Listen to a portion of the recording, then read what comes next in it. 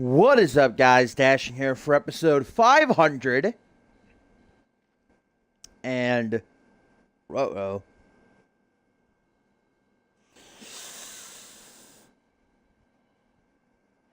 Trying to take a peek over at the title screen here because I completely don't remember. 506, yes? Episode 506 of Community Universe Mode. I am semi-confident that that's correct. I do know for a fact, though, that this is edition number 136 of Monday Night Fusion. And as you can see, starting things off, 505. So close. So close, Tim. Why couldn't you just humor me and save my soul?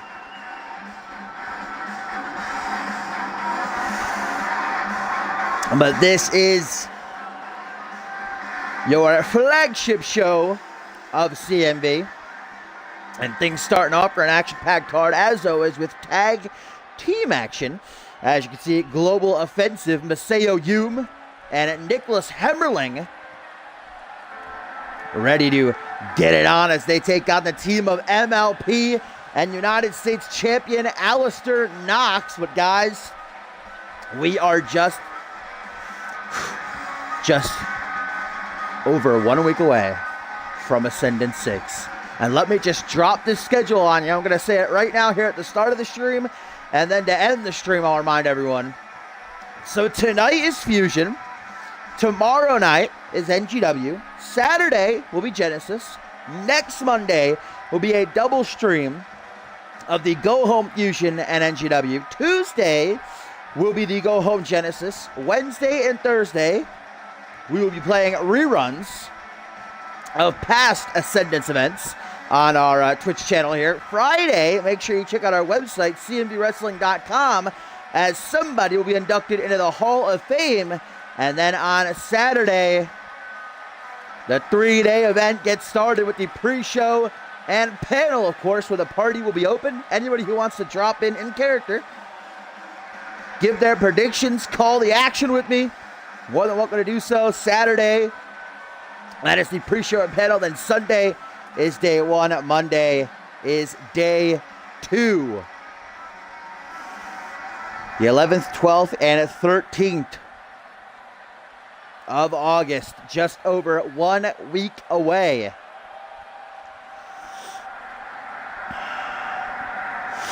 Vintage Topher, what is up, by the way, everybody? Topher, Tim, Bateman, you little sweet roll. Hellish, Hardline, what up?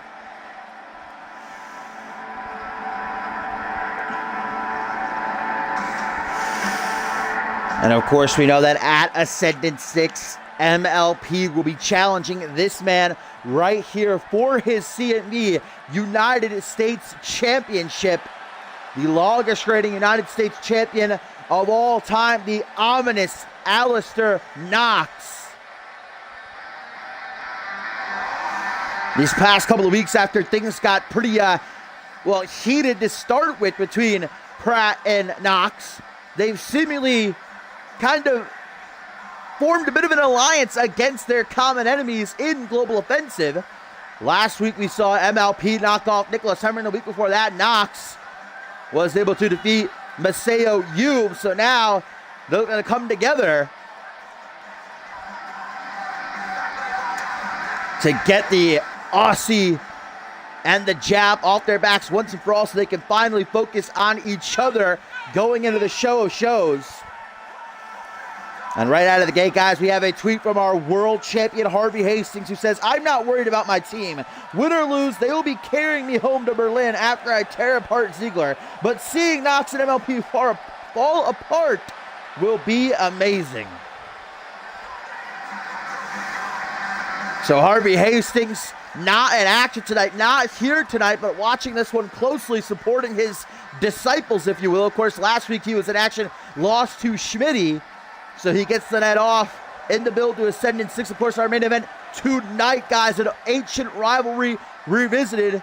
It's been over a year since the last time they went one-on-one. Jacob Ziegler and Paul Devine once again looking to tear into each other. And a whole lot more tonight. We also have a CMV Trios Championship match, as the champions of BRC defend guys against perhaps the most dysfunctional, one of them, but don't want to upset Chris Andrews because he got pretty mad at me on Twitter. One of the most dysfunctional teams in CMV history. Rob Cross, Chris Diamond, and PJ Moon. General Manager of Fusion, Yuri Sokolov, definitely loving a tandem that's not exactly on the same page. See if they can work together long enough to capture some championship gold, knowing full well that Chris Diamond and PJ Moon will be going one-on-one at Ascendant 6. And still we don't know what stipulation, because remember, Chris Diamond has been allowed to pick the stipulation. As of yet, he has not made it clear what that stip will be, as Maseo Yum starts strong here against MLP, but MLP fires back with a DDT there. Irish whip. Maseo Yum goes charging into the corner. I still can't believe that we are just 1 week away from Ascendance Week. Next week's Fusion, guys, is the go-home show. And I've been told that we have quite, I don't know exactly what the main event is, but quite a big main event for the go-home. As look at Knox here, going to try to take to the air, but Nicholas Hemling doing a good job of helping out his partner Yum there, who recuperates, but didn't really seem to do him any good. Nice dragon suplex by the United States champion. Alistair Knox, who definitely has been struggling these past few months after going the entire season without taking, I think before, he only lost twice this season, didn't he? He lost to Chris Andrews, and he lost in the triple threat back at CyberSlam. And then, of course, he was defeated by world champion Harvey Hastings in a tag match, and then fell out in the first round of the Deadly Games. So a lot of people have been talking to Knox about talking about Knox. I don't think they're going to say it right to his face. I certainly would have been talking about Knox and how he might be slipping up. Maybe his edge is starting to fade away, and that's good news for MLP, who will challenge Knox for the championship.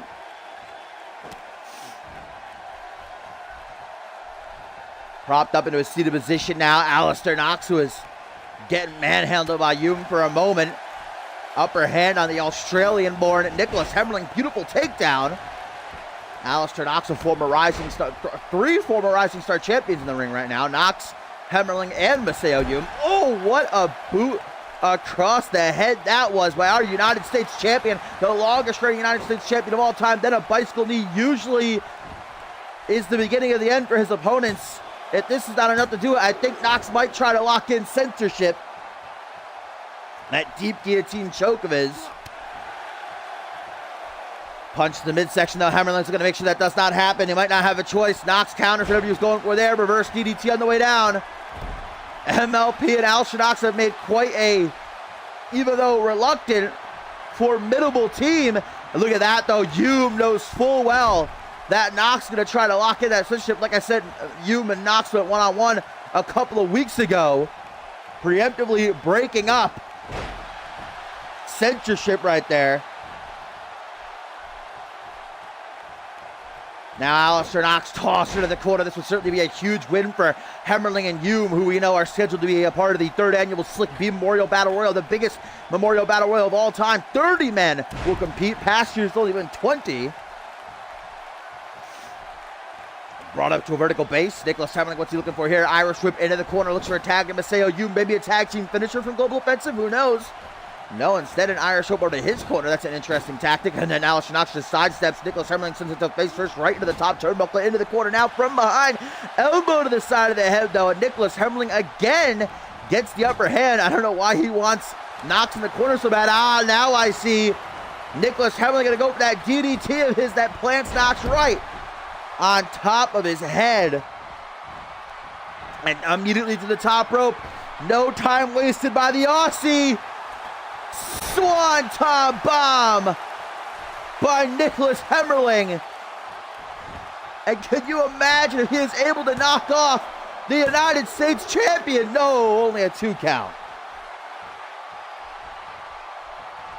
Well, even though that was not enough to get the win, Alistair Knox is certainly hurting right now. Nicholas knows it, tags in Maseo Yum to see if he can bring it home. The Japanese bulldozer looking to rip apart whatever's left of Alistair Knox here. Yeah, Alistair Knox, a former Rising Star and Anarchy champion, currently the longest reigning United States champion of all time. Can he make it past MLP, though, at Ascendant 6? Can he even make it past Global Offensive? He's looking to do so right here, right now. Off the bicycle knee. Not even going for the pin. Immediately looking to lock in. Censorship. Hemmerling not so smart as Hume to come in and immediately break it up. Knox got it locked in, but Hemmerling going to make the save anyway. MLP got, oh, and look at that, a kick to the chest to follow it up, giving Hume some time, but it looks like Hume's out of it. Oh, now Nicholas going to pay for it. Alistair has had just about enough of Global Offensive, and maybe Hume was locked in the censorship for enough time to be out cold here. No, just a 2 count. And Knox now going to tag in MLP. Michael Lee Pratt, nice and fresh. The former Money in the Bank winner and Alpha World Champion was on the shelf for 6 months, returned last month to stake his claim and challenge Knox to the United States title. Here comes Hemmerling, though, again. Knocking Pratt off of that second turnbuckle. Before it was Knox. Apparently you do not want to go up in that corner when it gets Nicholas Hemmerling. Uh-oh, bow across body, and that's 300 plus pounds, sending Hume and Pratt down to the outside of the ring, and here's a bad part of town. Global Offensive going to use their numbers game to tear apart Pratt.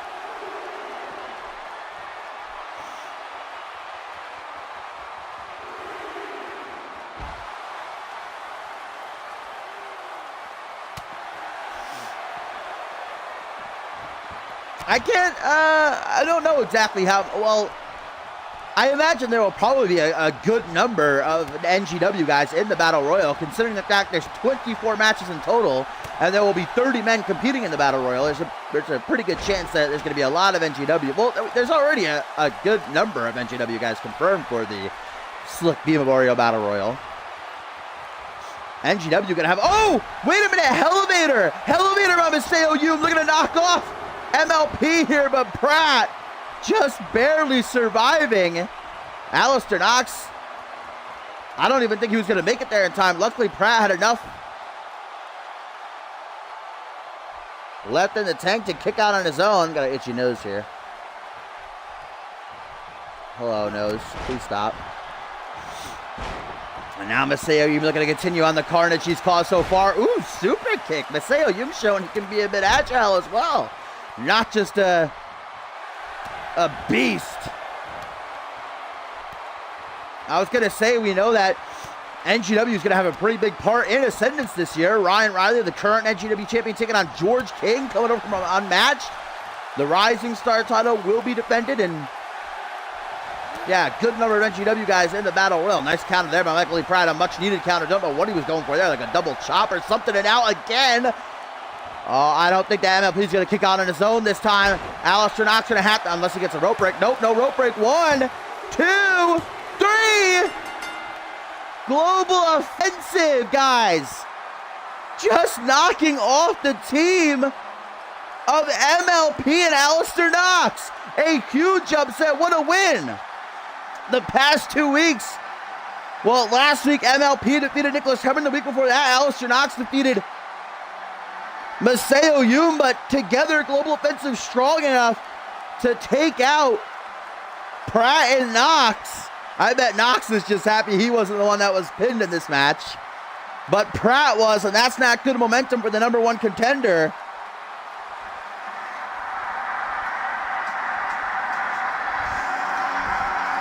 Two elevators and the Japanese bulldozer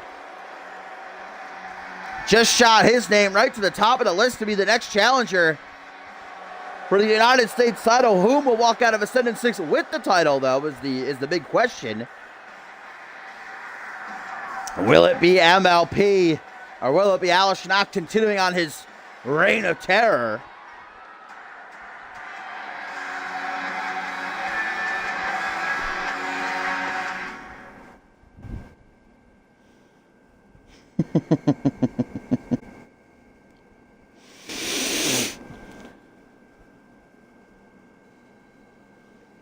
You just dropped that Tomcat promo there, Gumble?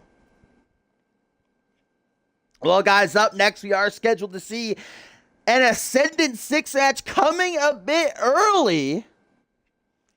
Of course, we know that MF3, the Angel of Fusion, Maurice Fisher III, is slated to take on the Pretty Boy Pitbull Perry Heenan at the grandest stage of them all. A little bit over a week, but it was last week that MF3 called out Heenan to have their matchup here tonight on Fusion. Afterwards, Perry Heenan accepted MF3 and his posse, personal assistant, and, oh, fuck, what's her name?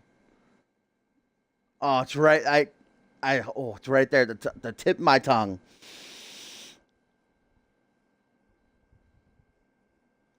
Right there on the tip of my tongue. Who is it? Her last name's Love. Raquel Love, I think. Yes.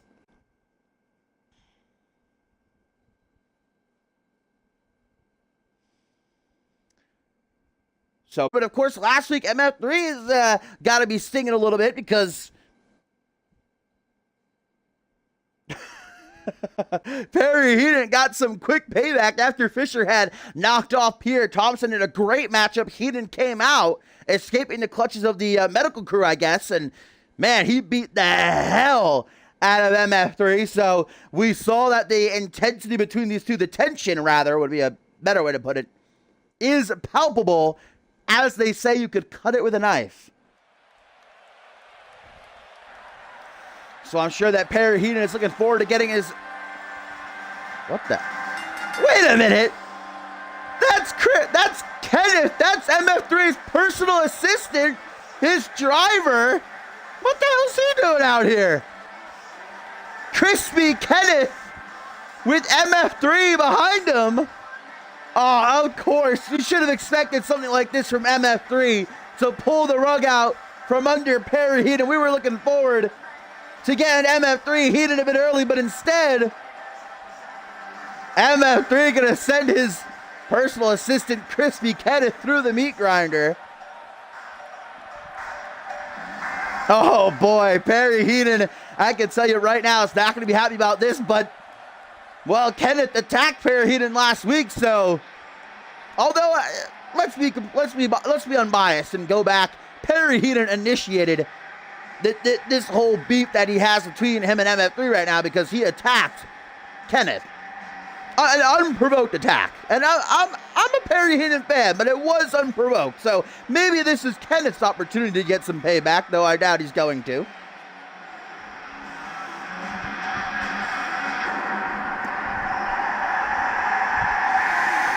Well, here he comes, the former Anarchy champion, the second annual Deadly Games winner, Perry Heenan. Looking to wrangle the neck of Crispy Kenneth en route to finally getting his hands on MF3 at Ascendant 6.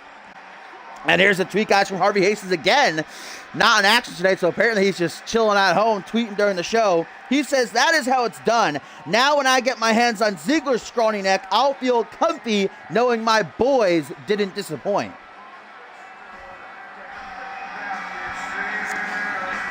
Now, well, last week we saw Schmitty knock off world champion Harvey Hastings. Tonight, their respective Ascendants opponents will collide when Jacob Ziegler and Paul Devine go one-on-one in the main event.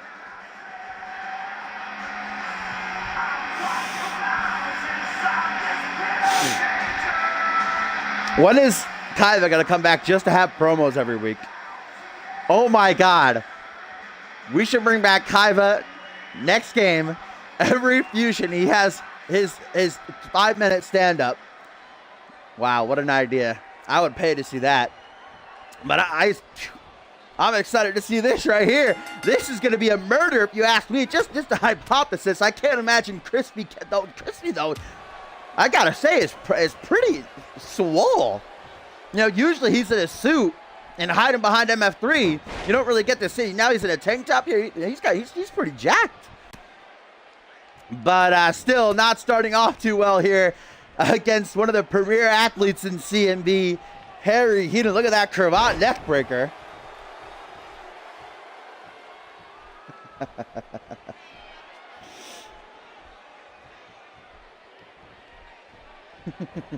Well, there you see MF3 playing devil's advocate ringside, distracting Perry Heenan, and Heenan letting his emotions get the better of him. Crispy Ken able to capitalize. Well, it doesn't last very long. There you go. Perry Heenan right back into control. Oh my God. Now gonna get well acquainted with that top turnbuckle. Smashed face first a good 11 times, I think, there in a row. Every time Jacob Ziegler and Paul Devine get in the ring against each other, or even on a team, anytime they share a CMV ring, it's instant magic. So it's the first time in over, the last time they fought was last year's Purgatory, so it's been a while. They're both different guys. I'm excited to see the match. They both, of course, have big Ascendance matches on the horizon. Jacob Ziegler, look at the Crispy Ken pick Heenan up and then go to the outside. Like, maybe this is a bad idea, MF3, but Heenan's not going to let him run away. Got to watch his back, though, for MF3. We already saw him interfere once already. As I was saying, though, Jacob Ziegler looking to fulfill his boyhood dream, a 2-year journey, as he looks to become world champion, challenging Harvey Hastings. And then, of course, a rematch from last year's Ascendance, as we will get Schmitty versus Paul Devine one more time, and Crispy Ken just got flattened on the outside of the ring with that F5. Now, look at the hashtag make it a win is Perry Heenan as he just dismantles Crispy Ken.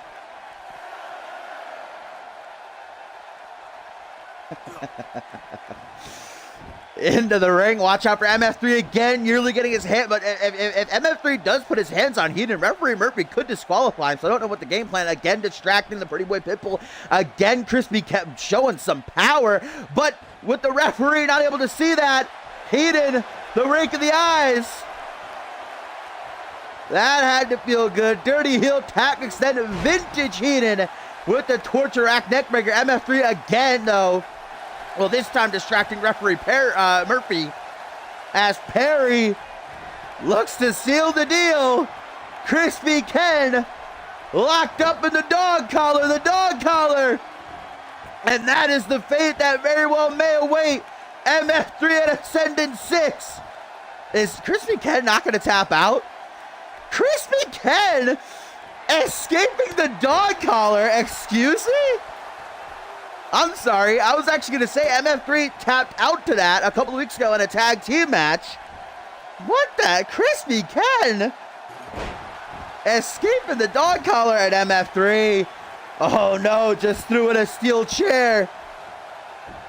Crispy Ken rallying a comeback? I have to apologize. I did not give Crispy Ken any sort of chance in this match. Look at him go, though. He's got to have some experience in a wrestling ring, because not going down so easy. Crossbody, the chair is still laying there. Crispy Ken with a T-bone suplex. Oh my God. Crispy Ken. All the distractions from MF3 paying off. Backstabber. Perry Heenan looks out of it. Can you imagine how pissed off Heenan would be? Wow. Referee Murphy choosing the perfect time to try to get rid of that chair. And that gave Heenan the exact amount of time he needed to get out of that one. Otherwise, Crispy Ken might be getting his arm raised in victory right now. Well, to the top rope goes Ken now. Showing us he's not afraid to take to the air. Ooh! DDT from the top rope. Spiking Perry Heenan, guys. And now, thanks to MF3, Crispy Ken is in firm control over Heenan. Thankfully, Murphy gets rid of that steel chair. There we go. Heenan coming alive again, but Crispy Ken tasting control, not willing to give it up. Digging the knees in the back, and look at the pure jubilation on MF3's face, watching as his personal assistant. This has got to make MF3 so happy. Perry Heenan tapping out MF3 in a tag team match a couple of weeks ago, and just I don't even want to know what Heenan's gonna do if Crispy Ken actually manages to beat him here. All thanks to Fisher. Oh my God, oh my God, oh my God, oh my God, oh my God, oh my God, oh my God, oh my God, oh my God, oh my God, oh my God. Crispy Ken! Backstabber again! You've got to be kidding me. into the pin. 1, 2, 3. Crispy Ken. Thanks to the distractions by MF3, the personal assistant of Perry Heaton, or of MF3, I should say, just defeated Perry Heaton. What a massive upset. But in reality, this was more a handicap match. Perry Heaton was preparing for MF3. Instead, he got Crispy Ken. MF3 distracting ringside all throughout the match. And the personal assistant, the driver, gets the ultimate payback from when Perry Heaton attacked him a month ago. Oh my God, Heaton is going to be livid. He is going to be livid. I do not want to be MF3 come Ascendant 6. The ultimate screw job here tonight on Fusion. 2 upsets in a row. Let's see if we can keep it going.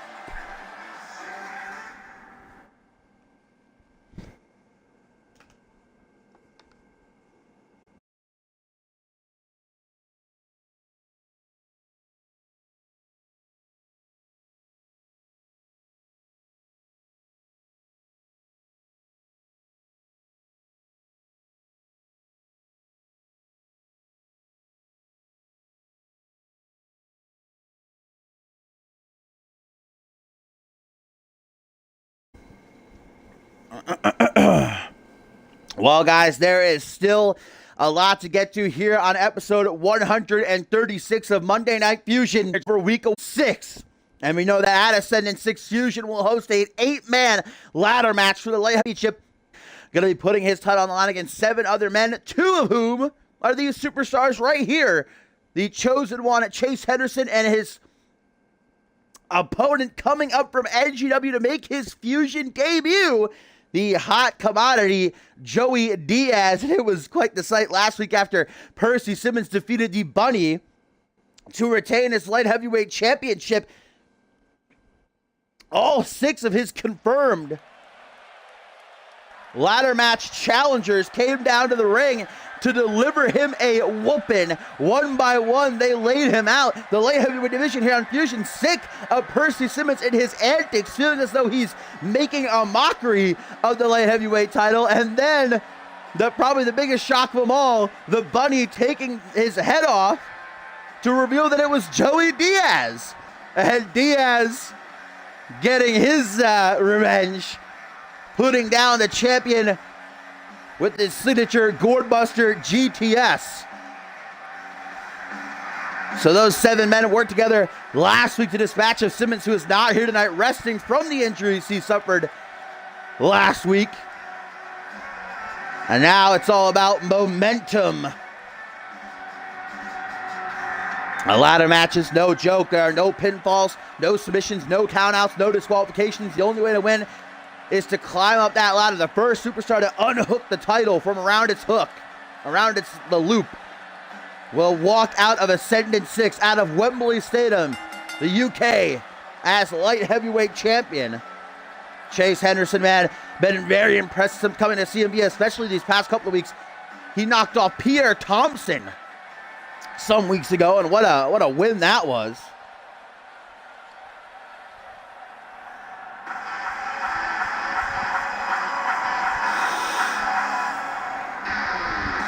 And here he comes, perhaps one of the most, what's the word I'm looking for? What's the word I'm looking for? It's right there. I'm forgetting a lot of words tonight. A fan favorite, for lack of the word that I'm trying to think of. In NGW, there's a reason he calls himself the hot commodity. Joey Diaz caught the attention of many in the CMV universe, and well, it was a few weeks ago that he failed to capture the NGW championship, but obviously he caught the eye of general manager Yuri Sokolov, who signed him on to a Fusion deal. and put him into that light heavyweight championship ladder match. Well, Diaz was hoping to become light heavyweight champion last week when he dressed up as the Bunny, but didn't go his way there. Maybe the tides will turn come Ascendance. Joey Diaz will have his final match on NGW tomorrow night. He takes on TZ Mass in the main event before becoming a full-time Fusion superstar.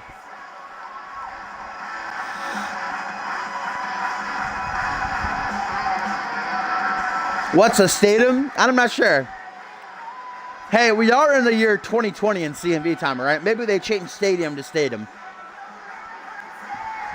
You don't know. Maybe that's how they say it in the UK.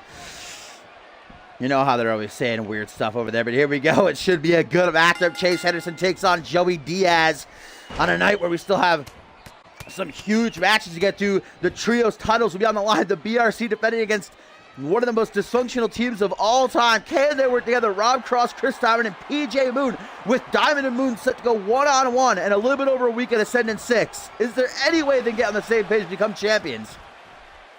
And PJ Moon has certainly been very vocal about that on Twitter, saying, well, at first he said, you know, so long as you stay in your lane, I'll win us some championship gold. But then earlier today he said if they actually managed to win, he'd probably vacate it. We'll have to wait to see what happens. And of course, in our main event, we have Jacob Ziegler and Paul Devon as Chase Henderson clicked with a knee and immediately goes to the outside of the ring, not feeling too good. Joey Diaz with a great start, though. Learning his lesson not to take his eye off the ball. Made it to the big time share on Monday Night Fusion. Now that is a knee. Mamma mia. Just throwing knees at each other.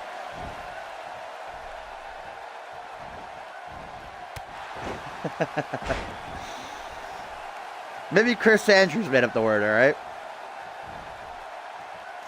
Man, Ascendant 6, guys, going to be the biggest event in CMV history. 24 matches over 3 days.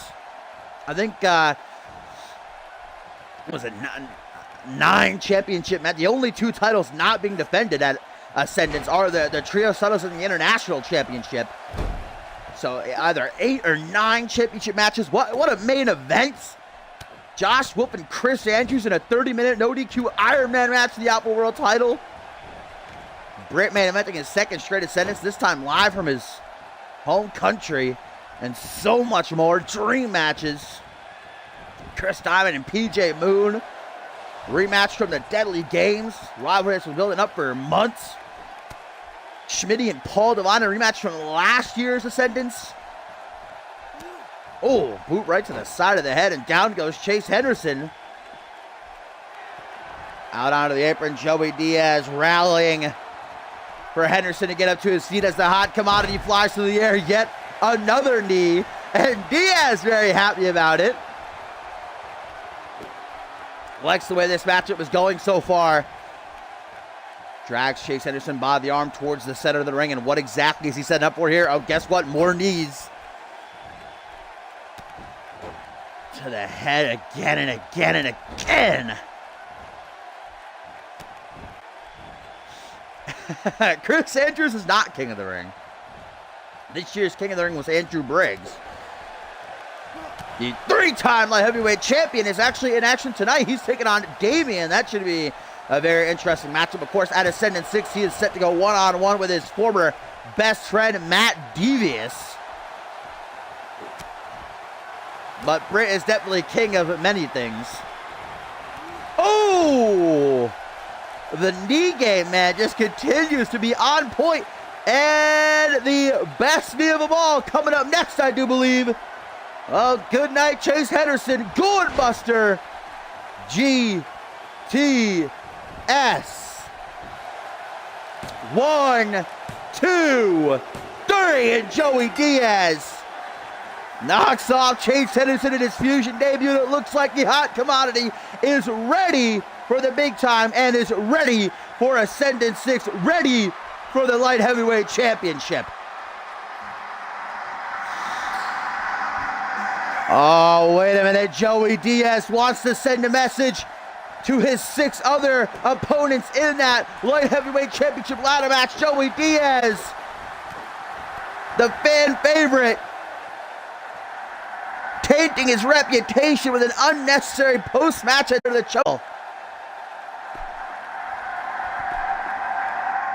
It's all about sending a message, though, and Diaz did just that.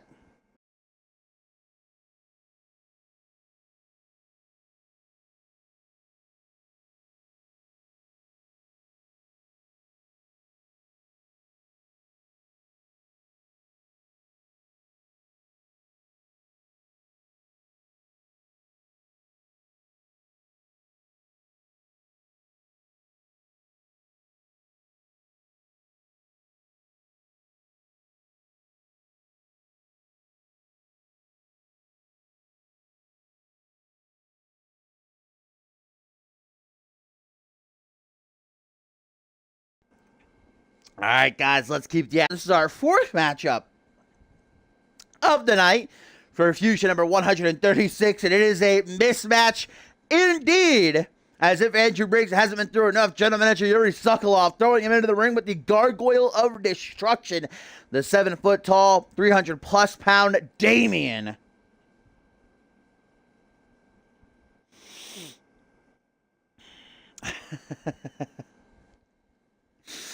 Oh, both these guys are set for some big matches at Ascendant 6. Damien, of course, going to be having a rematch from Homecoming 3 against Yuri Sokolov, Inter-Promotional, and the first ever Monsters Bowl match here in CMV. And as we touched on in the previous matchup, Andrew Briggs, in a highly emotional contest, takes on his former best friend, Matt Devious. Matt Devious, for months on end now, has been slowly but surely worming his way into the mind of Andrew Briggs, breaking him down bit by bit. And these past couple weeks, we certainly see Andrew Briggs snap. It really started at Final Stand when he was in control against Hayden, was on the verge of winning the matchup, and suddenly he just left. Jumped out of the ring, walked up the ramp, and gave Hayden the count out. And in the weeks that have followed, we've seen Andrew Briggs not able to concentrate, not able to focus because of Matt Devious. And speaking of, here's a tweet from the Hero Killer. He says, I made plans to destroy both your mind and body, but would appear that someone else is going to do that tonight. Yeah, well, certainly Andrew Briggs, with just a little bit over a week to go until Ascendant 6, hopefully not going to incur any injuries, I should say, but when you're in the ring with Damien, you never know. The newcomer of the year, former Trios champion,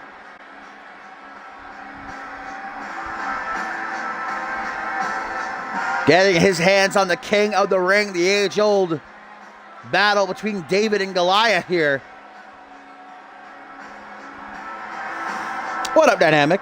And a tweet from Chris Diamond, guys. He says, PJ, don't even come to the ring tonight. You don't deserve to team with the Kings. So Diamond and Cross telling PJ Moon to not even come out for their Trios title match tonight in our co-main event. Tell him to stay in the back. I don't know if Moon's going to listen to that, though. Not really one to take the orders of others very well. Very independent is the one and only PJ Moon. I mean, at the end of the day, the three guys hate each other. Well, Chris Diamond, Rob Cross hate PJ Moon hates them. But at the end of the day, it's for a championship. It's for a title. You add that to your resume, you get a bigger paycheck.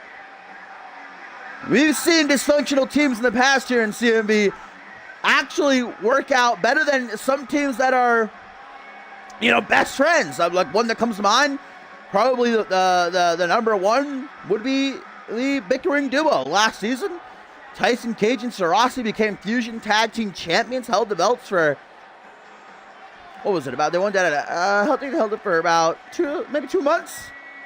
But even before they captured the titles, man, they were a great team. So long as they can get on the same page and not turn on each other, I think Cross, Diamond, and Moon could make for a formidable alliance. But right here, right now, it is Damien and Andrew Briggs in the ring. 7 foot, 300-plus pound Damien, the maybe 6 foot, 250-pound Andrew Briggs, but don't let his size fool you. 3-time record-setting light heavyweight champion, I should say. Whoops. King of the ring. And even though his mind is currently in the clutches of Matt Devious, never count out Andrew Briggs as Damien gets guillotined there in the top rope. But Damien, actually, we've seen in the past, his downfall has been against smaller opponents. The first ever loss he incurred in his CMV career was against Shanaz Andoni. Nice single knee gutbuster right there by Damien, who backs up, spits out that red mist already. That usually calls for the end. It's not getting paid by the hour, apparently, is Damien. Now, guys, we had a tweet from PJ Moon replying to Chris Diamond. He says, "I'm starting to think Diamond still lives in the past. He's stuck in a time warp from when he won the championship. Would be glad to kick him back into reality come Ascendance, because Deadly Games surely was not enough." Ever since PJ Moon signed on to come to CMV, he and Chris Diamond have been at each other's throats, and they finally went at it in the Deadly Games in what was it? I think maybe a half an hour long match, man. They beat the hell out of each other, and the weeks that have followed, man, they've continued to go back and forth. Chris Diamond nearly putting PJ Moon on the shelf a few weeks ago with a neck injury, and PJ Moon, even though his neck isn't actually injured, even though luckily nothing happened, still that neck's hurting him. But remember, Chris Diamond has the ability to pick the stipulation of the matchup between he and Moon at Ascendant 6. Still yet, he has not revealed what that stipulation will be, and tonight they're on the same side. They're on a team alongside Rob Cross, challenging for the trios titles. That's in our co-main event as Damien right here puts Andrew Briggs up on the top rope, not a place he wants to be. A tornado bomb! And the way that, speaking of necks, the way Briggs just landed on his neck right there was not whew. That was not pretty. A tweet that follows here, guys, from El Valentino says, "I am the only one who deserves the Light Heavyweight Championship. The only person who deserves it more than the greatest of all time, or more than me, is the greatest of all time, Adam Valentine." El Valentino is a really big Adam Valentine fan, huh? Always talking about him. Well, El Valentino better put his phone down and get ready for action up next. He's in a triple threat alongside Prince Brent and Brandon Rain as Andrew Briggs gets off a signature pump handle, single knee gutbuster, knee drop to follow it up. Tournament of Souls will probably be next Sunday.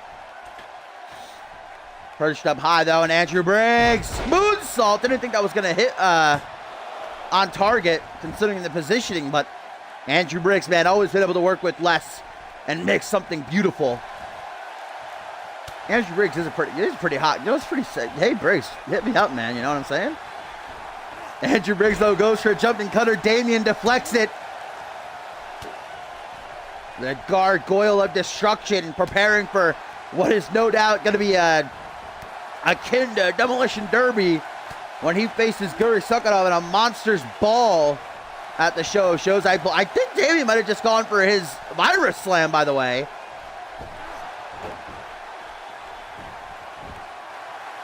Chris Diamond responding to PJ Moon. He says, "I'm not giving you your first title reign here. Just stay in the back." I don't think PJ Moon's going to stay in the back, Diamond. We'll have to wait to see what happens as Damien locks in a Rings of Saturn now. The big man proving that he's got that technical prowess.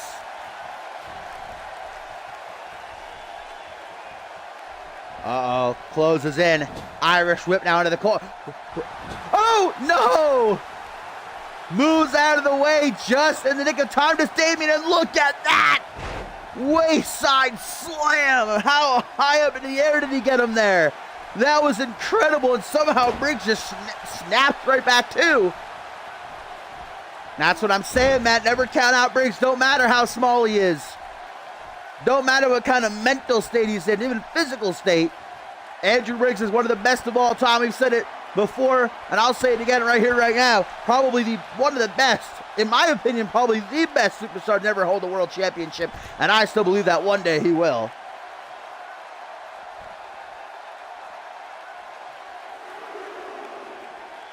Now this fight going to be taken to the outside. Andrew Briggs looks for a vertical suplex, drops it into a hangman's neckbreaker instead. That's some serious strength on display, lifting 300 plus pounds over the air like that. Andrew Briggs, elbow to the back of the head. Looks like Damien might be a bit out of it right now, guys. Elbow to the throat.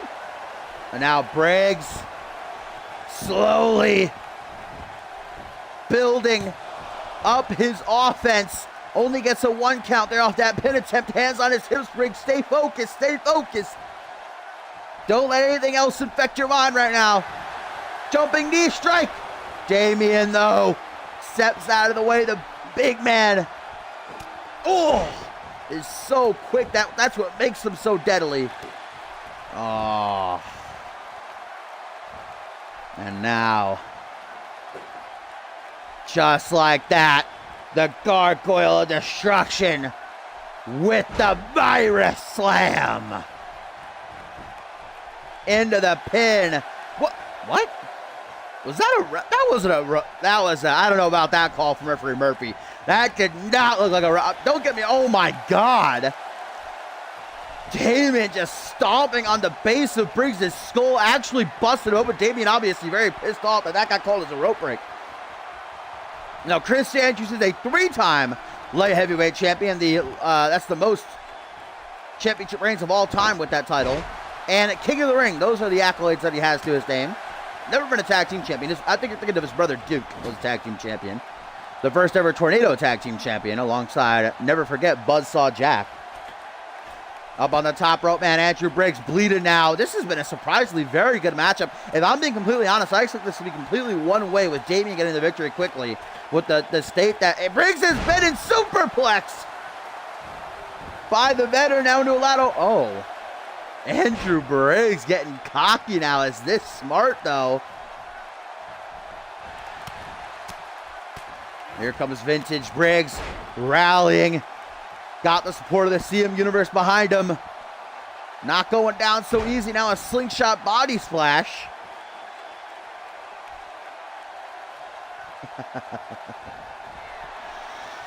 Oh, Briggs very rarely pulls out this maneuver. Corkscrew senton. And Andrew Briggs, if he can get to the pin, no, has nothing left. And that took all what little he did have remaining out of him. Is it too late? 1, 2. Yes, it is. If he could have gotten the pin right away, Briggs might be victorious, and a victory he very well needs. Matt Devious been burrowing into his mind, trying to give himself the advantage heading into Ascendant 6, and it has costed Briggs, taking loss after loss after loss this past month. Again, you see Damian with a stomp down to the back of the head. Damian does not care what's going on in Briggs' life right now. Doesn't care what he's dealing with. Doesn't care about anything that Briggs is suffering with. Damian only cares about one thing and one thing only, just destroying his opponents and getting the win. I don't even know if Damian really does care about getting the win. He just wants to go out there and murder people. The former Trios champion, though, not looking very good right now. And a mini phenomenal forearm by Andrew Briggs. Damian on spaghetti legs. Once again, Andrew Briggs bringing the 300-plus pound frame of the Gargoyle over his shoulders, dropping him face first on that top turnbuckle. And in the corner, Briggs is not done, but Damian is. Had just about enough. Oh, there's the big meaty claw wrapped around the throat, all the way up and back down. What a counter! Oh my God, in that perfect positioning, if this would be the greatest ending of all time.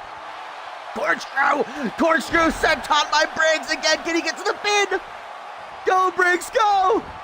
What a clutch! 1, 2, 3, and Andrew Briggs slays the Gargoyle. What a finish. What a win for Andrew Briggs. What a match. Take that, Matt Devious. It don't matter what you do to Andrew Briggs. He is a fighter. It looked like it was over. Damian was going for his choke slam from hell, but Briggs, mid-air, dropped it into an arm drag, set up Damian in perfect position for a second corkscrew senton. What a win. Damian suffers maybe only his 5th loss 5th, 6th loss ever. As Andrew Briggs is ready. Okay, hello, ref. Ready for Matt Devious. Well, I know one person who's probably happy about that result. Certainly not Matt Devious, but Yuri Sukhanov. Damien showing weakness, a weakness that I'm sure the Russian Ogre is taking note on and looking to capitalize on come Ascendant 6.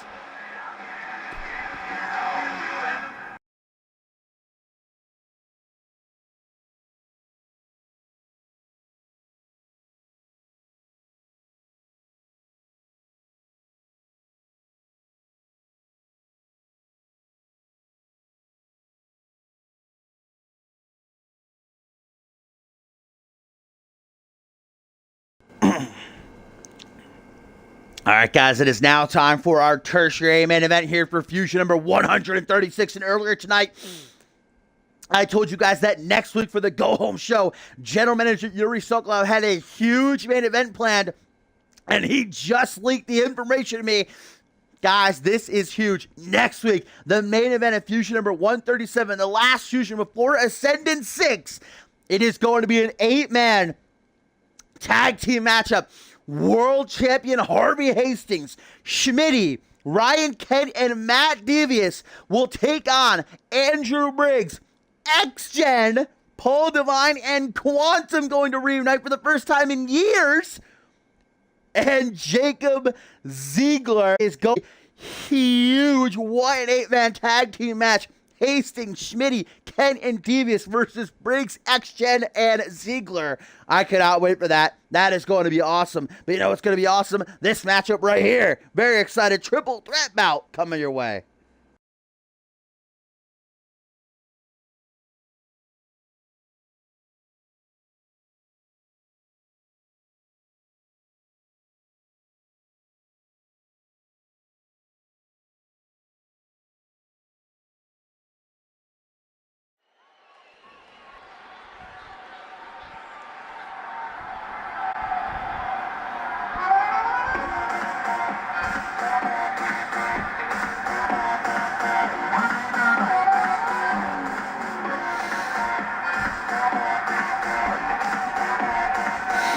So guys, this triple threat match in our tertiary main event featuring some more of the competitors who will be involved in the 8-man light heavyweight championship ladder match at Ascendant 6. Starting things off here with Prince Brent. He'll be tangoing with El Valentino and Brandon Rain.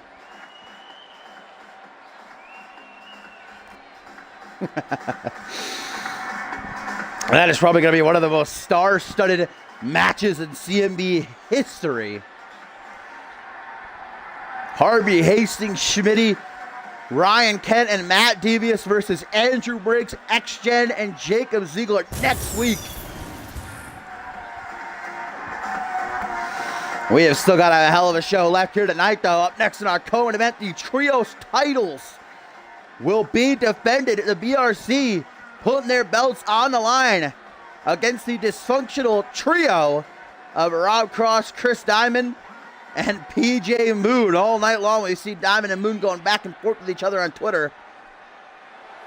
Is there any way they can get on the same page to become champions, knowing that in just over a week's time they go one-on-one at the grandest stage of all? But here comes maybe one of the fastest rising stars in terms of fan appreciation. El Valentino has garnered much support from the crowd. This mystery man, we still have no idea who it is that's under that mask. He seemingly came out of nowhere, but a few weeks ago, El Valentino knocked off Brandon Rain, the third and final man of this matchup, who will be out here in a few moments. And El Valentino is ready for Ascendant 6, ready to become light heavyweight champion. Earlier tonight, we saw him tweet out saying he's the only man deserving of becoming a light heavyweight champion. Well, besides Adam Valentine. Don't know what El Valentino's fascination is with Adam Valentine, but everybody has a number one fan, though, you know. And last but not least, there he is, the former Rising Star champion, maybe the fan favorite to win the Light Heavyweight Championship at the Show of Shows. A man who has spent the better part of the last few months in a bitter rivalry with Percy Simmons.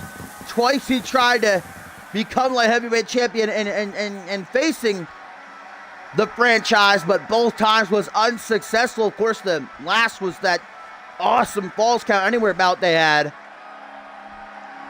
I am very excited to see what these 8 superstars, well, these 3 plus the other 5 can do when the ring is filled up with a bunch of ladders. Got a lot of high flyers, man. It is going to be a good one. I am expecting some big moments, some oh my God moments to come out of that match. And that's not even the only ladder match we have at Ascendance, because the Genesis Money in the Bank ladder match also going to be taking place.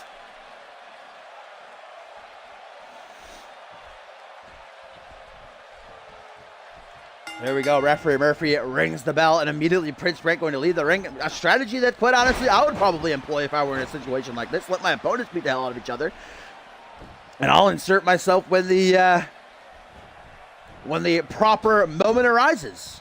And triple threats, of course, there are no countouts and no disqualifications in his first fall to finish, much like it will be in that 8-man ladder match. No countouts, no disqualifications, but there will be no pinfalls or submissions either. Only way to win is to climb the ladder and unhook the title that hangs above the ring. Whoever does that will walk out of Wembley Stadium, or Statham, as the champ. Nice teamwork between Prince Brent and El Valentino. The partnership does not last very long, though. El Valentino, nice thigh slap of doom off the rebound.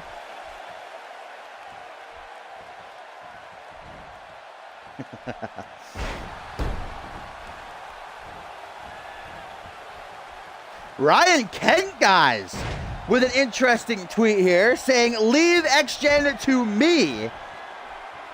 Sending that to Schmitty. I don't know why specifically Schmitty. So Harvey Hastings and Matt Devious, they don't have to leave X-Gen to Kent, but Schmitty specifically. Dodges that brain chop, does Prince Brent. Don't let his demeanor fool you. The party boy has been very dangerous since showing up here on Monday Night Fusion about 3 months ago. Only 1 loss he has taken. And that submission hold of his, modified at Rings of Saturn, not going to be much use for him come Ascendant 6 in the ladder match, but right here tonight he can definitely try to pull it out to get the win. Hurricane Rana DDT, Brandon Ring gets spiked. Was there an Azrael tweet? I did not see it. I'm scrolling up, I don't see it. There it is. Azrael says, the light heavyweight division seems to need more stars. Maybe it's a division fit for a star like me. Ain't too late to get in that division. No, it is not. A little bit too late, though, to get involved in the ladder match at Ascendance. In fact, Azrael, I'm pretty sure, has been announced for the 3rd annual Slick B Memorial Battle Royale. But maybe if he can win that, I'm sure it'll give him a pretty good case to go after the light heavyweight title if he wants to. Surely the winner of the Slick B Memorial Battle Royal, as it is the biggest one of all time, 30 men will compete. The winner has to be getting something, no matter what show they're from, Fusion, NGW, or Genesis. They're gonna be well rewarded, I'm sure. This fight now taken to the outside. Butterfly pile driver. Pretty much might as well be right on the concrete because those pads virtually non-existent, offering no support to these superstars. And now Harvey Hastings, world champ, tweets out saying, no, leave them to me. Is he talking about X? Why is it X-Gen or is it the entire team? I'm not too sure. But we're already seeing this team is not exactly functional. Harvey Hastings, Smitty, Ryan Kent, Matt Devious, hopefully they'll be able to rally in order to knock off their common foes next week and that colossal main event. Oh, here's a tweet from Schmitty now. He says, fellas, I'm not doing this me shit. We're a team. Act like it or they'll eat us alive. There we go. Smart words by Schmitty. Very smart words from Schmitty. He knows X-Gen very well. And specifically Paul Devine. And he knows that they're going to have to work together if they want to get that victory. Now that would be some good advice to maybe give to the team of Rob Cross, Chris Diamond, and PJ Moon up next for our co-main event. They've been bickering all night. Gotta work as a team.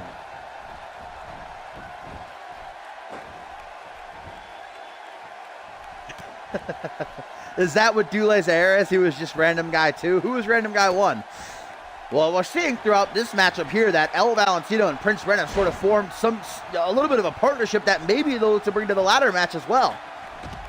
Taking out Brandon Rain. El Valentino now closes in on Prince Brent, but Prince Brent was ready for him. And now the party boy, there are no rope breaks in a triple threat. It doesn't even matter anyhow. The modified Rings of Saturn locked in, and El Valentino going to escape. I think the first person to ever escape that. Not going down so easy as the mystery man, Michinoku Driver.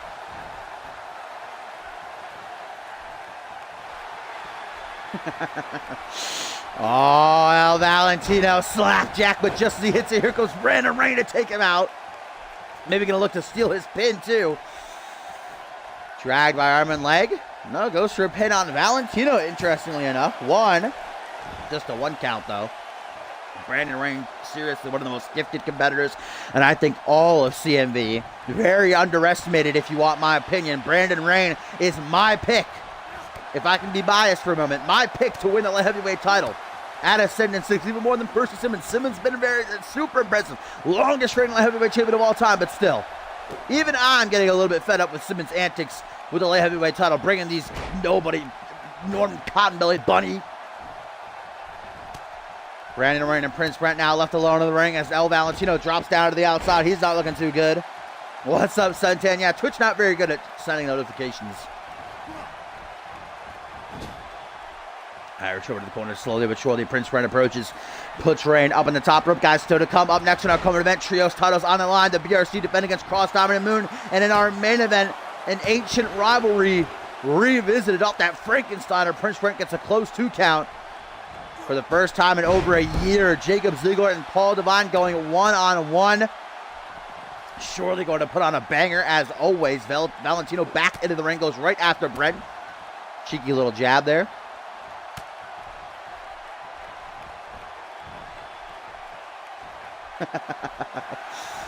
That means you're going to get a bunch of notifications, Topher. You son of a gun. Ooh, nice reversal there by Valentino. Brent dropped out. Oh, horrible. Time to taunt though, Rain. And Valentino going to make him pay for it. That's exactly how he beat him a couple of weeks ago. Butterfly DDT out of the schoolboy. Struggling to get to the pin, but he does. Was too much time wasted. 1, 2. No, just a 2 count.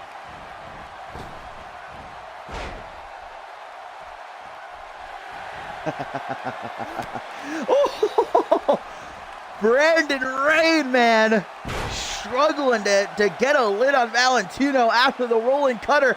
Wow, this is easy pickings for Brent now. Back into the ring, Brandon Rain and Valentino down and out of it. Grabbing Valentino by his mask. If you know anything about Lucha Libre, they value their masks more than anything else. Oh, man, what a clothesline. From the deepest depths of hell, some real piss and vinegar behind that one. Just about taking Brent's head off. Valentino goes to the pin, though. Rain gets himself back up to his feet, taunting again at an inopportune time. What is Rain up to here?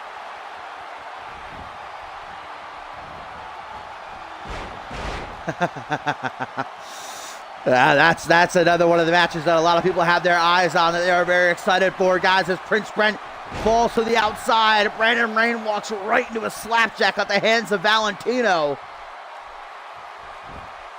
Now goes for the pin. 1, 2. No, man, Valentino trying everything to keep down Rain, but nothing's working for him. Now he's going to try to go into that mask, maybe try and rake the eyes. Dirty heel tactic, completely illegal, and a triple threat busted open though with that heel kick.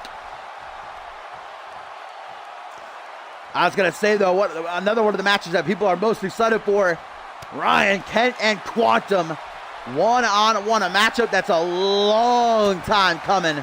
Last week we saw Paul Devine knock off Kent and a 5-star encounter. I'm sure that Kent Quantum will be no different. We're going to see them in the ring together next week in that 8-man tag. Frankensteiner spiking El Valentino, and now it is Brandon Rain who gets caught in the modified rings of Saturn. After taking so much damage at the hands of Valentino, Brandon Rain might have no choice but to tap out here if Valentino can't get in to save him. Is it over, Rain? No, Rain escapes. Twice in one match. This maneuver is countered. Never discount the heart of Brandon Rain. Truly a fan favorite this season, battling addiction to come back and have a hell of a run. Will that run be capped off by winning the light heavyweight title at Ascendant 6? Wow, Prince Brent defiantly telling El Valentino to suck his little wang dang diggly doo before getting bashed face first on that top turnbuckle 11 times in a row.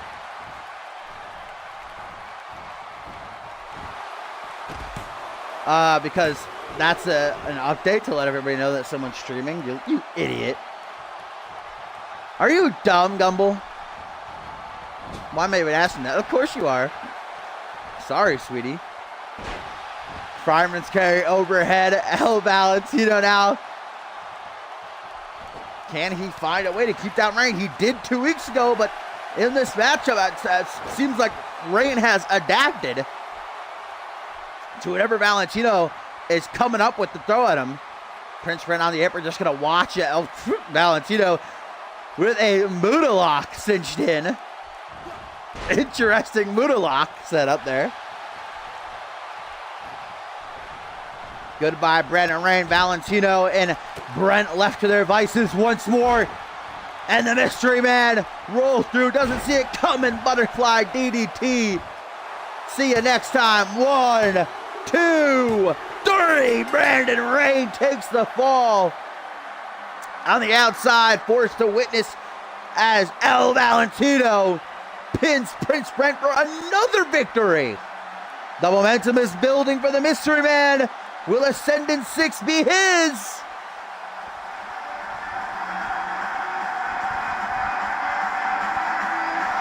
Are we looking at the next light heavyweight champion? I don't know who this guy is, where he came from, but he is impressing me. Lucha, lucha, lucha, lucha, lucha, lucha, lucha. I'm getting into it. I dig it. Lucha, lucha, lucha, lucha, lucha, lucha. Did you just assume his race, Topher?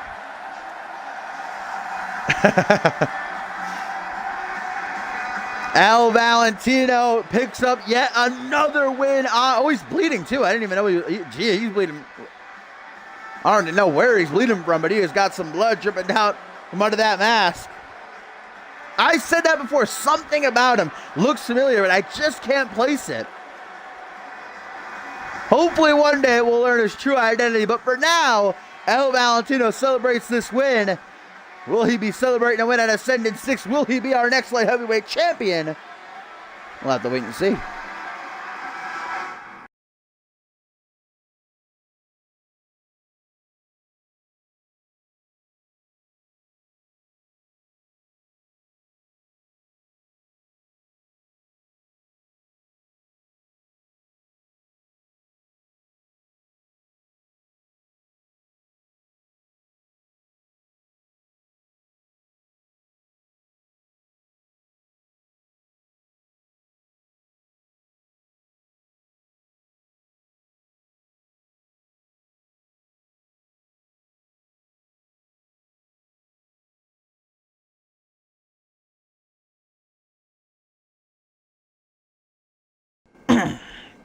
All right.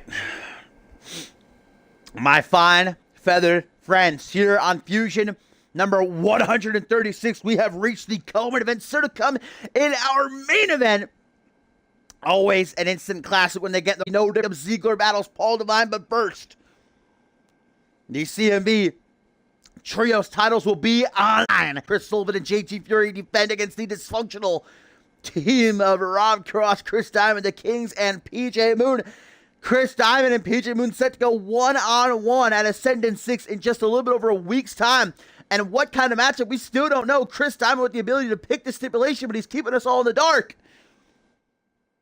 Tonight, it's all about if they can work as a team or if there's just too much animosity between them that the BRC can capitalize on, because the BRC got that brotherhood, man. They're thick as thieves. But I talked about it earlier tonight. Some of the best teams in CMV history have been guys that don't like each other. The bickering duo.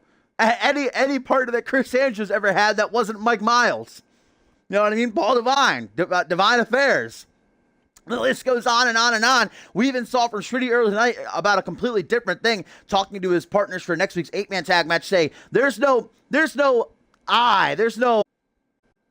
it's something to the effect of, we have to work as a team.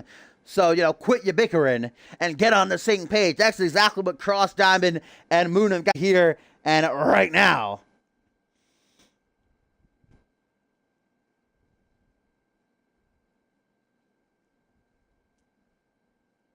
No, Pierre was not booked tonight. Getting a nice little cheeky night off. He is, I've been told, booked for next week, though, to go home. I actually have to message you something, Suntan. But be on Facebook, you bitch, after the stream is over. Pierre match at Ascendant 6, but the A-lister just carries on, ignoring him. And in the meantime, Thompson been taking some harsh losses. Hopefully he can bounce back next week. But right now, guys, the trio's titles on the line, and there they are, the inaugural and two-time champions. Flashy at the front, Chris Sullivan to the left, and JT Fury to the right. That was one of my favorite tag teams of all time.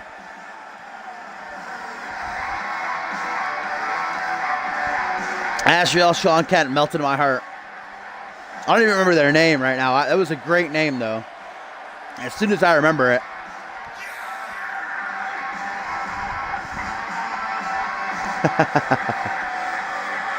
Fatal Decision. There it is. Fatal Decision. Oh, what a great team name. That's probably what made me like them so much. I also do really like Asriel and Sean Kent. But what a great name. Fatal 4-way, yeah. Asriel has always been in those tag teams that have so much potential. But because he's such an asshole, they never end up really working out well for him.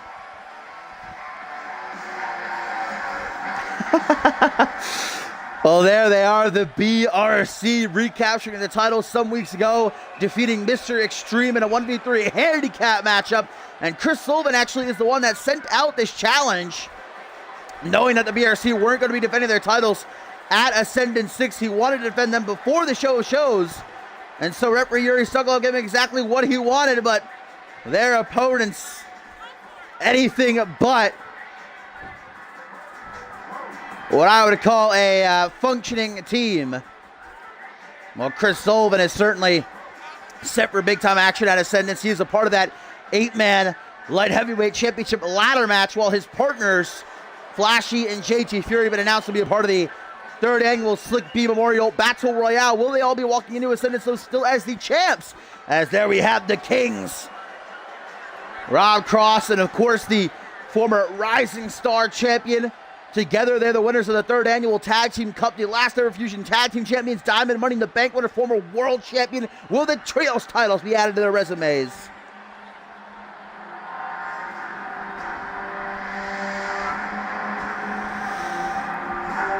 Last but not least, the one and only Defying Diamond's request for him to stay in the back, as here he comes out of his locker room.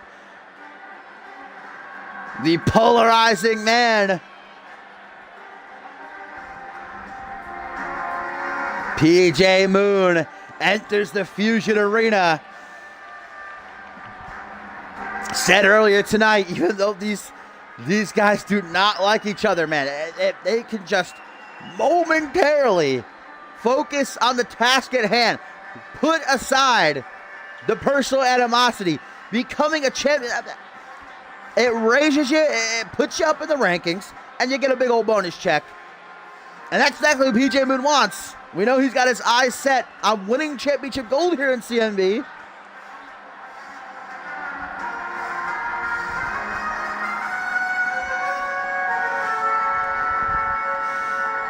Nobody knows that Topher secretly runs all of CMV. Nobody knows that I'm actually Topher.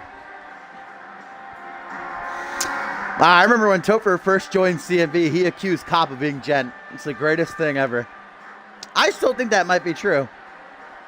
I think that conspiracy theory might actually be true.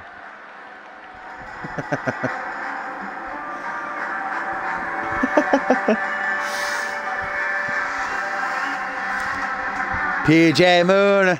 I can just see the look on Chris Diamond's face there ringside. He is furious.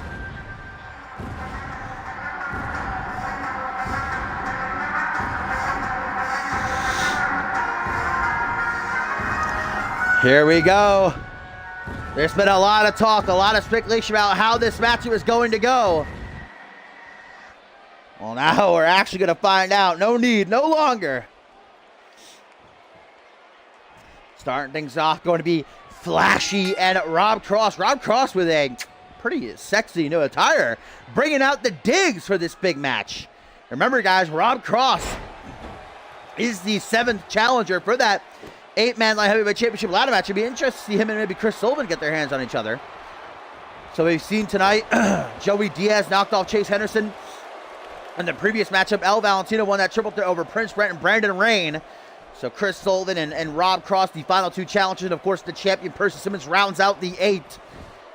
That will be going at it in the ladder match for the title at the Show of Shows. Double knees to the gut. One's not enough, though.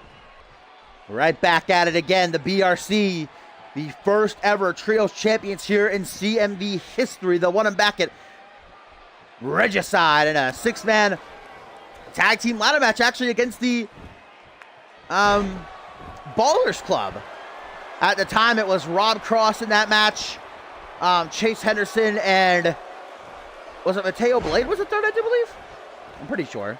Chris Diamond was busy that night. He was taking on Andrew Briggs. Trios title history, not a very long one. The Brass Ring Club held the titles for a good few months before dropping them to Damien and the Kent brothers, who then held them for only a couple of weeks before losing them to NGW rookies Shane Ridley and Mr. Extreme. And as I talked about before, Mr. Extreme in a 1v3 handicap match, unable to retain against the BRC some weeks ago. Nice teamwork there by the BRC. Water Wheel Neckbreaker. JT Fury, now the legal man. Rob Cross, though, going to greet him with a pile driver. No strings attached. By the 3-time WGW Light Heavyweight Champion, who looks to become CMV Light Heavyweight Champion. Make his own history under the CMV banner, because he's already a very decorated star in WGW. If I'm correct, I'm pretty sure that Rob Cross actually won his first ever Light Heavyweight Championship in WGW in a ladder match. So that definitely got to give him somewhat of an advantage. Vintage Cross there with the sit-out last ride powerbomb. The trios titles are on the line. Rob Cross dragging JT by the arm. Position he wants him in again, goes after the midsection. Double knees raining down onto the ribs. Oh, Rob Cross with the rep guard to become new trio champions. 1, 2. Oh my God, can you imagine if it would have been that easy?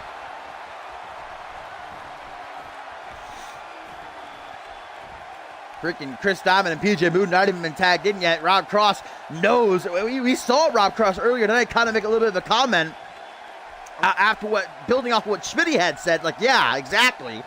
So maybe he's thinking that if he stays the legal man, a better chance of winning this matchup. But then there he goes, tagging in Chris Diamond. Rob Cross is kind of like the kid caught between the divorce. I mean, he doesn't like PJ Moon. Let's get that. Let's make sure that's perfectly, known. But he wants to become champion. JT Fury has the former world champ Lined up for that lion salt right there. I hope we get the return of Asrio's rape dungeon on the pre-show and panel. Pad to Chris Sullivan. Now here comes Sully, Boston Zone, baby. Hoping to retain the titles here tonight. Become light heavyweight champion at Ascendant 6. Become double champion. Going after the knees. Great strategy there by Diamond. Sully, though, battles right back up to his feet. Jawbreaker, a little bit of distance put between him and the baller. Enough for him to shoot in. Pendulum facebuster by Sully. But Diamond with an opening, and of course going to tag in Rob Cross. Not going to see him tagging in PJ Moon out of wager in this matchup. Wow, horrible clothesline attempt. Sullivan able to capitalize on it. I would not be surprised if the Kings try to keep PJ Moon out of this matchup. But again, man, I'm just hoping and praying, because I really like this team. I like the team. I like dysfunctional teams. Rob Cross, Chris Diamond, PJ Moon, that's aces in my book. I hope they win here. I like the BRC too. I can't pick favorites. I have to be unbiased, you know. That's my job. But I have to let my bias show a little bit. Look at that. Nice stalling. Bring! Buster!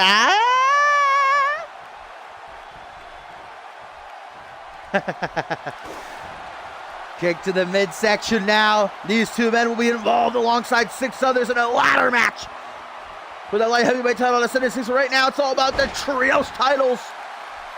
Sit out last round power. Imagine if PJ Moon becomes trios champion, not even doing anything in this match. That would be an easy paycheck.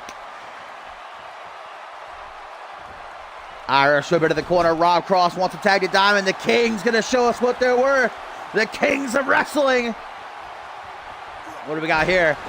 Rolling Fireman's Carry Senton. Double boot stomp by the baller. And Sullivan completely no-sells it. What a G. Diamond, though, stops him in his tracks. Goes for the pin. Flashy breaks through the defenses of Cross, though. PJ Moon not lifting a finger to help out. And I don't blame him, honestly.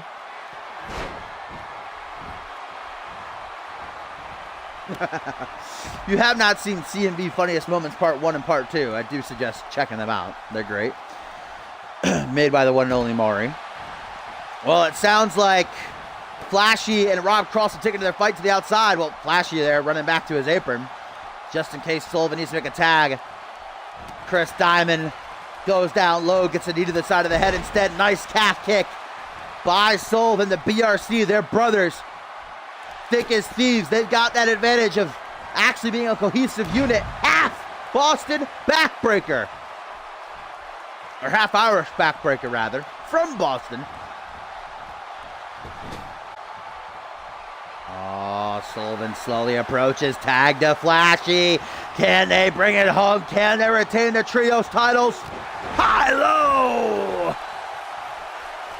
Flashy to the pin on Chris Diamond, but Rob Cross not going to let his boy go down like that. JT Fury ain't happy about it, though. JT looking to take out Cross a little bit too late, however. Flashy going right over JT for an elbow drop off the springboard.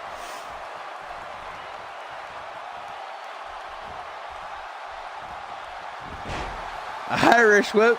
Flashy goes up onto one knee. That's one of the greatest, probably one of my favorite moments in my time of calling CMV. The ladder just falling from the rafters onto Chet Taylor. 10 out of 10, never forget. The glitches in 2K16 at 15. Tag to Rob Cross. Looks like the Kings are planning to switch position. Diamond with the rolling Fireman's Carry Senton. Double boot stop by Cross. To the pin to win the trios titles, but Sullivan makes the save at the count of 1. Diamond looks to make him pay for it, but he's too slow. These guys are really slow.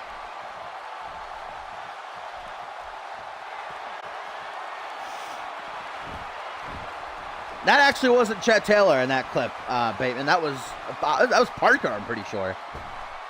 AKA Piasso. Well, A for effort, Cross. A for effort, I'll give you. Kind of a long shot with that springboard corkscrew. Actually, no, I don't think it was Parker. I think it was Colin Styles, who nobody is gonna remember. Nobody's gonna remember Colin Styles. I'm pretty sure that's the guy who's in that clip. Caught up in the ropes. Ooh, Flashy. Ooh. Ooh, yes, please. Flashing with some forearms. Nice lariat takedown.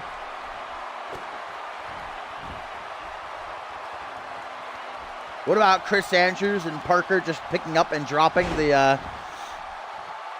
what was it, a sledgehammer or a kendo stick?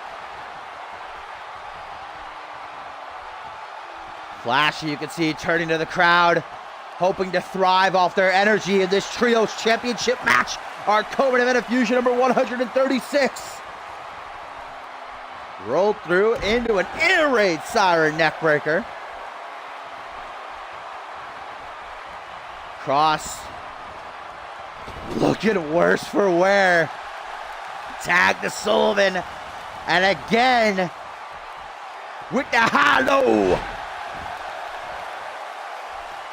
PJ Moon getting fed up, getting frustrated. The Kings are getting killed, and he is yet to even get tagged in. 1, 2, 3, and the BRC retain the titles after the Kings refused to tag in PJ Moon. The BRC, I had high hopes, but I can't say I'm surprised.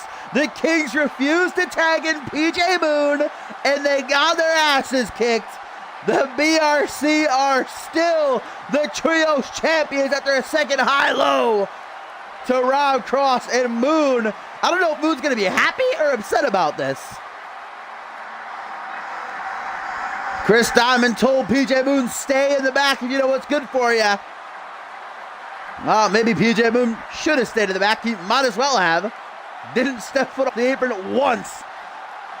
BRC are still the Trios champion.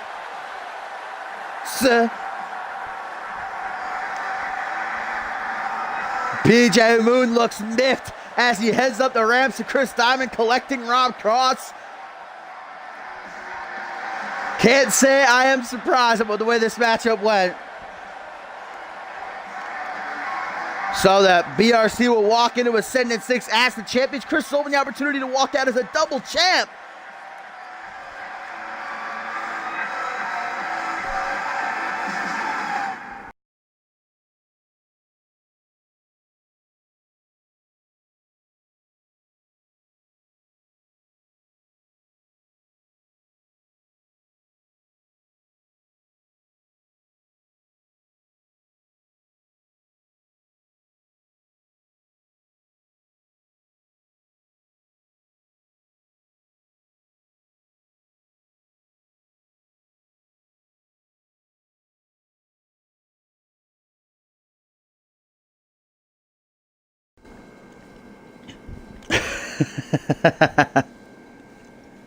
It is main event time for what has been a very interesting matchup here. Interesting night, I should say, filled with a lot of interesting matchups. Hello, Sugar. Randomly coming out here, very happy. Nice to see you too. But it is an age-old rivalry that truly never. Paul Divine revisited. It has been over a year since the last time these two men came face to face. It was Purgatory, not the one that was just last month. Last year's Purgatory, where Jacob Ziegler knocked off Paul Divine en route to Ascendance 5. And now both men in such different places. Jacob Ziegler looking to fulfill the 2-year-long dream of becoming world champion when he challenges the assassin, the psychopath Harvey Hastings. And of course, Paul Divine and Schmidt going to do it one more time. Man, Ascendant 6 has got so many awesome matches. Huge rematches, dream matches, championship matches.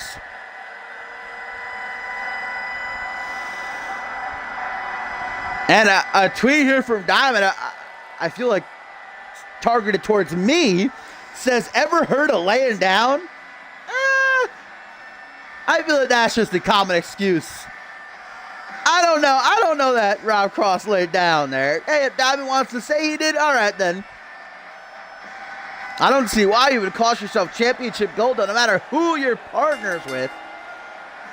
But I guess some people have got different opinions than I. Different objectives, but I know that the objective of this man, the pride of Scotland. Jacob Ziegler is to become world champion, his first ever in a two-year plus career here in CMV shot at the World Championship. He gets it against Harvey Hastings at the showcase of the Immortals, the grandest stage of them all. Will the boyhood dream become reality? Jacob Ziegler has been hot to the touch this past month, looking as good as he ever has.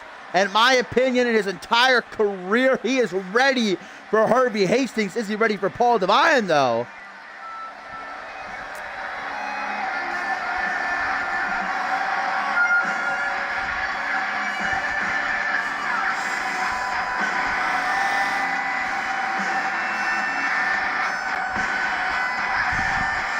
These two men have fought so many times in so many different scenarios and situations. You got there.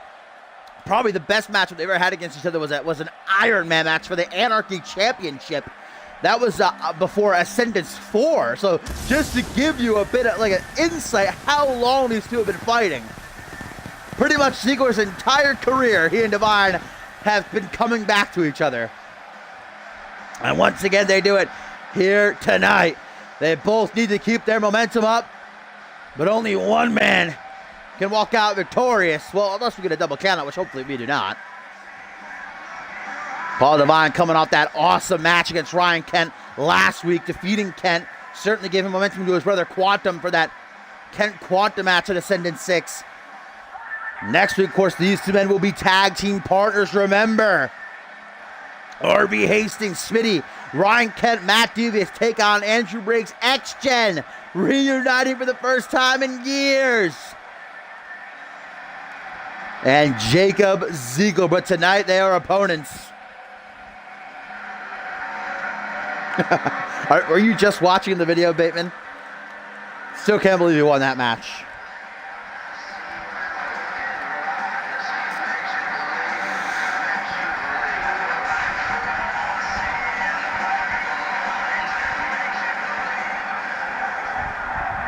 What? Oh, yeah, I see. Yes. So back then we called them WrestleMania, but now I just refer to them as Ascendance. If you want to be technical about it, this would be Ascendance 3, but I just count it as Ascendance 6. Big Event 6, I guess. There you go.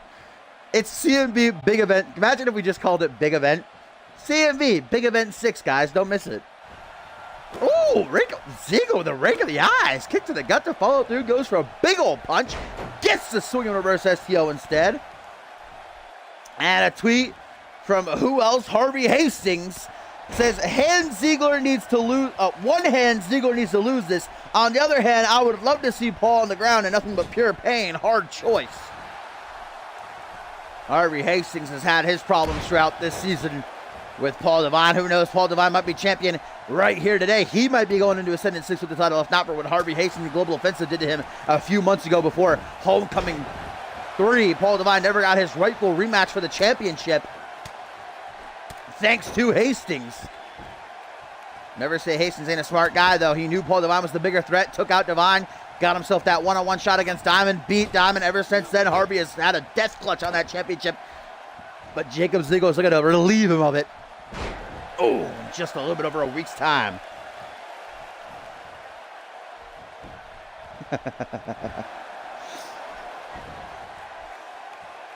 Everybody wants to main event the big event. I think we all just want to know what the hell the stipulation is going to be. Chris Diamond got us on the edge of our seats here for weeks. What's the stipulation going to be?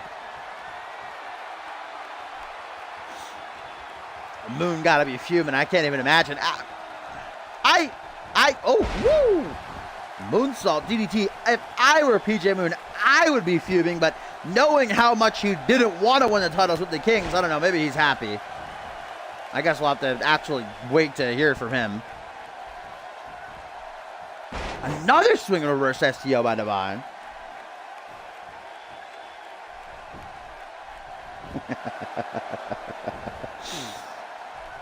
Could please bring back Super Gato to add him to the Josh Wolf Chris Andrews match. All right, make it a triple threat 30-minute no DQ Iron Man match. That would make everybody happy. Jacob Ziegler firing back here with a stalling vertical suplex.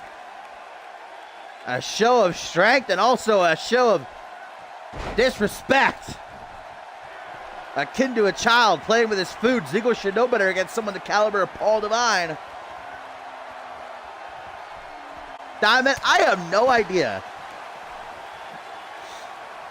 I'm over here in the dark. You know, I'm just a lowly commentator. All right.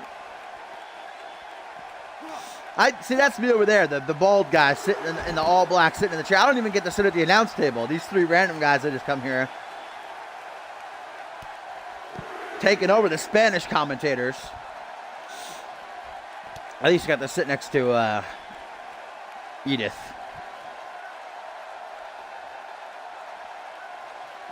Boot to the chest and Jacob Ziegler. Norton. Ziegler goes flying off that monkey flip, guys. We're at a count of 5 already. Got to be careful. I'm going to jinx it by saying this would go to a double count out. 6. Devine, make sure that does not happen.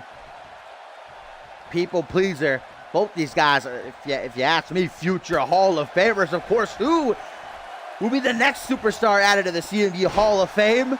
Next Friday, we find out. The Build to Ascendant 6, new edition.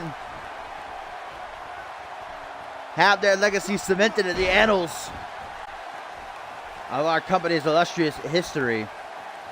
Drive by arm and leg, though. Both these guys are far from done. Paul Devine, a 5-time world champion. Jacob Ziegler, look at it, win his first world title. And Ascendant 6 against Harvey Hastings. Nice jumping complete shot. Got some catching up to do to Ziegler. Yo, what up, coach?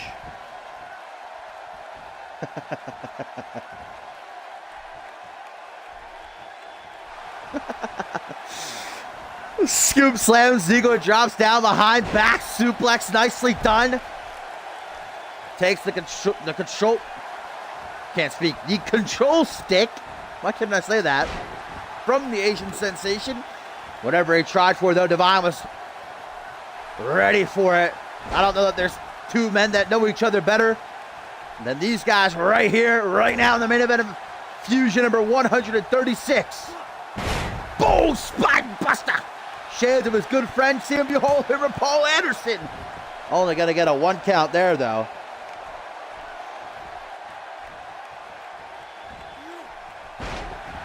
Back body drop. Ziegler catches his rear end on the canvas. Devine now gonna send him flying into the corner with another monkey flip.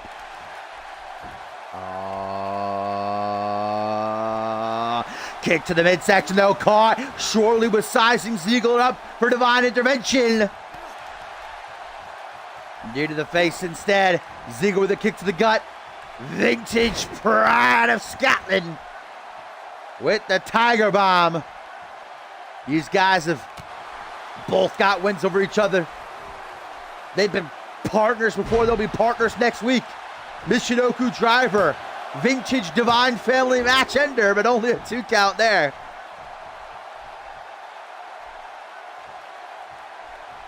Two of the biggest matches at this year's Ascendance involve these two men.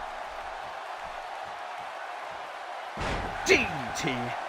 Not a whole lot of oomph behind it, whatever Ziegler can muster. Gets himself the opening that he wants, that he needs, as now he oh, what the hell was he going for there? Not too sure. Usually, lately, Ziegler's been using that heel hook. Pride before the fall, he calls it.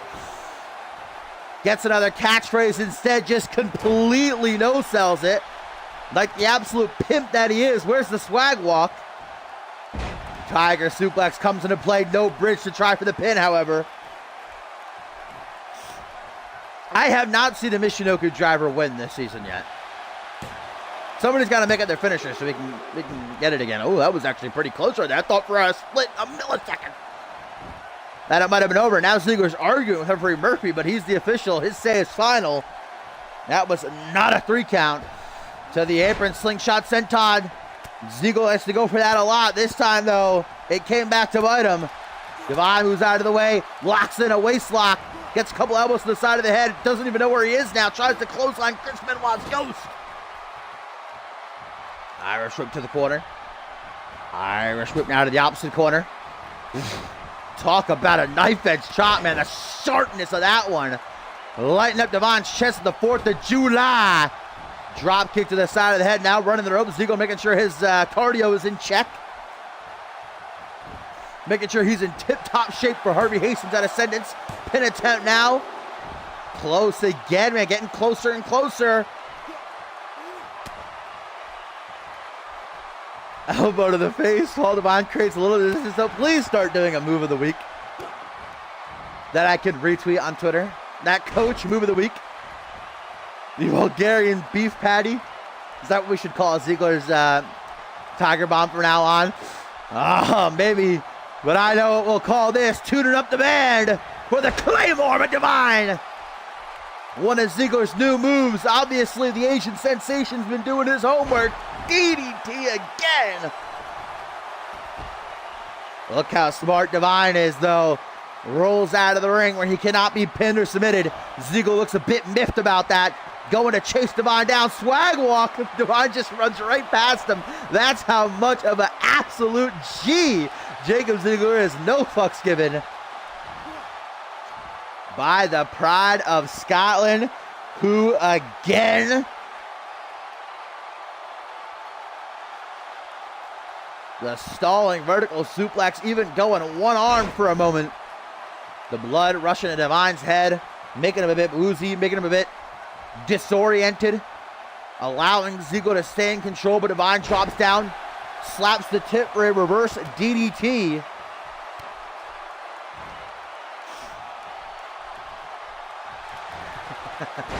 Catchphrase! If only they kept in that the stunner animation where it flip him off. That's the third catchphrase Ziggler has taken in this matchup. They are building up. The damage to the neck is being done. Divine, man, it might look like he's getting dominated in the matchup like he is right now. It might look like he's getting his ass beat, but really, if you really slow down and just focus on what he's doing, that's exactly what he's biding his time for. 24th punch, busts Ziggler open. 1, 2, no, 3 count though.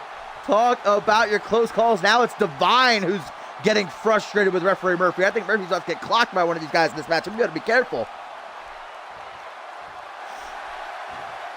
Divine takes a deep breath though, goes right back on the attack. 24th punch again. Hooks the leg, thanks for coming, Ziggler. 1, 2. I'd like to say I'm surprised, but in all honesty, I am not. Every time these guys have fought before, it has taken everything in their arsenals to keep the other down. Third time Jacob Ziggler's hit that Tiger Bomb in this matchup. First time he goes for the pin. A pin that has actually screwed him before in the past, so you never really know with it. Now a Tiger suplex to the corner. The foot is being stamped. Claymore this time finds its target. 1, 2, no. Welcome back, Suntan and Jacob Ziggler. For a man who just took 2 24 punches, not looking too shabby. And the pride before the fall. 1, 2, 3. Jacob Ziggler puts down the Asian sensation after yet another instant classic. Like I said, Jacob Ziggler is in the best condition of his entire CMV career, if you ask me. He is ready for Harvey Hastings, but is Harvey Hastings ready for Jacob Ziggler?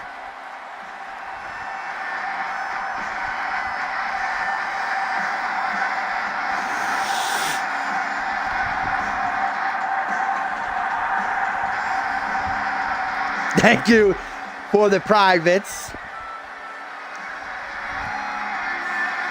Will Jacob Ziegler become the first ever Scottish World Champion in CMV? Just a little bit over a week at Ascendant 6. 2 years in the making. Ziegler gets his first ever World Championship opportunity live from Wembley Stadium in the United Kingdom.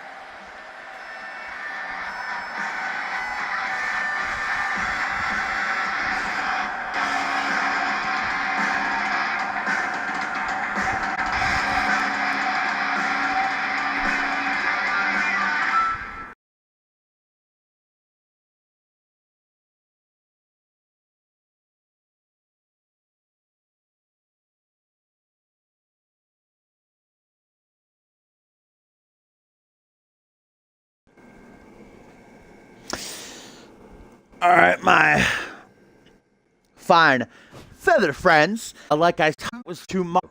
Saturday, Sunday will be a stream of Fusion and NGW. Tuesday will be Genesis. Wednesday, Thursday will be reruns on the Twitch channel here of past Ascendance matches. Friday, check out our website, cmvwrestling.com, as somebody will be added to the CMV Hall of Fame. And then Saturday, the 3-day event that is Ascendant 6 will kick off with the pre-show and panel. Sunday will be day 1. Monday will be day 2. And also keep in mind, guys, that next Monday, so 1 week from right now, is when Ascendant attires will be due. So if you want to have a special attire for Ascendant 6, make sure you get it in within the next week, or I will not be accepting it. All right? That's just the deal, all right? I don't care if you're 5 minutes late past the deadline. I'm not going to get it because it's a pride thing with me. So, for the usual shtick, if you like what you saw, you want to see more, make sure you do drop a follow. If you want to be involved with CMV, you are more than welcome to. We are on Xbox One. Exclamation point join in the chat will give you a link to our website. Exclamation point Twitter. Exclamation point Discord will give you links to our social media. And all the past episodes of CMV are on my YouTube channel, which is linked in my Twitch info section. So I will catch you guys tomorrow for NGW or another time. Bye.